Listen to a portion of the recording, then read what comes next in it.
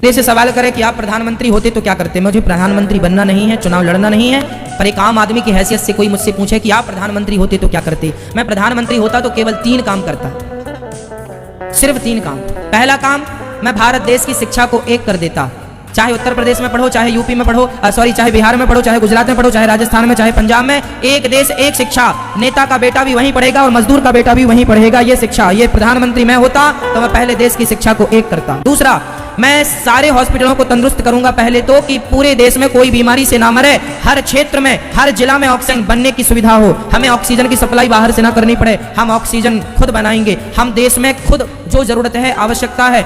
और आपको बता दूं भैया, दुनिया में सबसे ज्यादा दवाई भारत में बनती है, सबसे ज्यादा टीका भारत में बनते हैं। यहां तक कि पोलियो का टीका भारत में बना, वर्तमान में कोरोना का टीका भारत में। हमारे देश में टैलेंट की कमी नहीं है। हम मुंह नहीं ताकते कि भैया तुम कोरोना का टीका हमें दे दो, तुम चूल्हे में जाओ, हम खुद बना लेंगे। भारत टैलेंटेड व्यक्ति है, भारत के अंदर टैलेंट की कमी नहीं है। हमने सारी दवाइयां बनाई। आज पहले वो होती थी ना, दाग दाग हो जाते तो उसका टीका लगता। आज बच्चों को जितने टीका लगते हैं उनमें 90% टीका भारतीय टीका है और सबसे सस्ते हैं और उपयोगी हैं। हम भारतीय लोग ना दवाई भी खूब बनाते हैं पर इलाज नहीं दे पा रहे हैं क्योंकि नीतियां खराब हैं।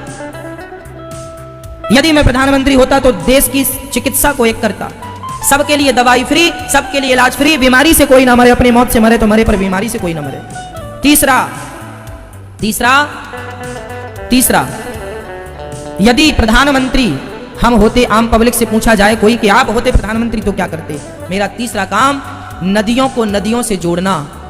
यदि आज नदियों को, बड़ी नदी को छोटी नदी से जोड़ दिया जाए तो जितना पानी बह के समुद्र में जाके खारा हो जाता है। छोटी नदी सूखी पड़ी है, बड़ी नदी का पानी बहता जा रहा है। अरे बड़ी नदी को छोटी नदी से जोड़ देने से और छोटी को और छोटी से जोड़ देने से और छोटी को और छोटी नदी से जोड़ देने से क्या होगा कि भारत में फसल ज्यादा होगी। आज जहां पानी है वहां का किसान तो सुखी है, पर जहां पानी नहीं है वहां का किसान आत्महत्या कर लेता है पानी ना होने के कारण।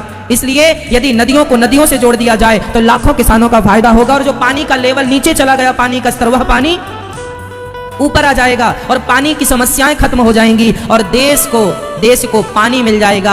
आज हमारे भारत में बहुत सारे जिला ऐसे हैं जिसमें चेन्नई का नाम सबसे आगे है कि वो सूख गई है, 2000 फीट नीचे भी पानी नहीं है।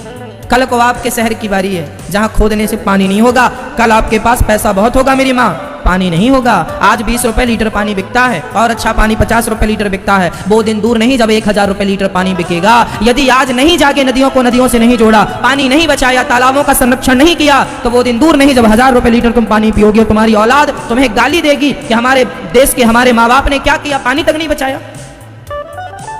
आने वाला भारत प्यासा रहेगा यदि आज नहीं जागे तो। इस जल संरक्षण के साथ साथ वृक्षों का संरक्षण, जंगलों का संरक्षण जरूरी है ताकि हमें, आप बताइए, आपको बहुत पैसा चाहिए या शुद्ध हवा चाहिए? बोलो। कल को आपकी जान पर बन पड़ेगी तो पैसा काम नहीं आएगा। अभी कोरोना काल में सबके पैसे धरे के धरे रह गए, ऑक्सीजन भी नहीं मिली। ये पैसा सब कुछ नहीं है मेरी माँ, जिंदगी सब कुछ है, हवा सब कुछ है। इसलिए भारतीयों को शुद्ध हवा मिलनी चाहिए और शुद्ध हवा तब मिलेगी जब जंगलों का संरक्षण होगा, जंगल बचेंगे, वृक्ष लगाए जाएंगे। रोड के नाम पे करोड़ों वृक्ष काटे जाते हैं, बताओ लगाए कितने जाते हैं? जल में वृक्ष भी आ गए, प्रकृति, चिकित्सा और शिक्षा। पहले हमें इनमें काम करना चाहिए, जरूरत है इन चीजों की। बताओ आज देश को इन 3 मुद्दों की जरूरत है कि नहीं? 3 कामों की जरूरत है कि नहीं? पर कोई भी सरकार अपनी सरकार बनाने के लिए इन 3 में से एक भी चीज ऐड नहीं करती। चाहिए ना कि ये चीजें हों, तब देश समृद्धवान बनेगा। आज इन्हीं चीजों पर तो अमेरिका ने काम किया है, तो आज वो संयुक्त राष्ट्र बन के बैठा। आज इन्हीं चीजों में तो जापान ने काम किया है, तो वह सबसे पावरफुल बन के बैठा है।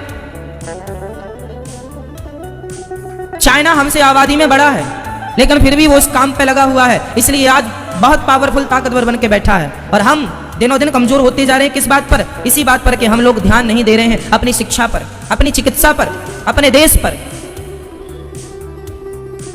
आज भारत में परिवारवाद है, परिवार, ये मेरा बेटा है तो यही नेता बनेगा, यही देश चलाएगा। योग्य है, तुम चूल्हे में जाओ, तुम योग्य हो तो हो, पर ये बेटा है हमारा इसलिए चलाएगा। भले वो बिल्कुल अनपढ़ है, भले उसको काखा गाखा का ज्ञान नहीं है, पर नेता है, इसलिए क्या करोगे अब? चलो हम तो आपको भागवत सुनाए। ये तो देश की बातें हैं मैया, ये तो मेरी चिंता है कि मेरा देश समृद्धवान बने। मैं चाहता हूं कि आप पढ़े लिखे हो, मैं चाहता हूं आपके घर भी कभी चूल्हा ना बुझे, मैं चाहता हूं कि आपके पास भी एक गाड़ी हो, मैं चाहता हूं कि भारत के मजदूर के पास भी कम से कम एक खुद का घर हो, खुद की गाड़ी हो, खुद के लिए बढ़िया पहनने के कपड़े हो, खुद शिक्षित हो। मैं ये चाहता हूं गरीब से गरीब आदमी शिक्षित हो। मेरा भारत तब समृद्धवान बनेगा जब 135 करोड़ लोग समृद्धवान बनेंगे। गरीबी बहुत देखी है माँ, बहुत गरीब है मेरा देश। आज भी लोगों के पास खाने को रोटियां नहीं है। कुछ लोगों के यहाँ कुत्ते बिस्किट खा रहे हैं और कुछ लोगों के यहाँ बच्चों को खाने को रोटियां नहीं है। बहुत दर्द आप लोगों में पता नहीं किस किस ने देखी गरीबी। मैंने बहुत नज़दीक से देखी है, मैं बहुत करीब से जानता हूँ गरीबी का दर्द क्या होता है। इसलिए मुझे चिंता रहती है कि कब मेरा देश, सबके घर में कब गाड़ी होगी, सबके घर में कब खुद का घर होगा, सबके घर की खुद की छाया, खुद का सब कुछ होगा, सब सुखी हो, समृद्धवान। सर्वे भवन्तु सुखिनः, सर्वे सन्तु निरामया। सब सुखी रहें, सब निरोगी रहें।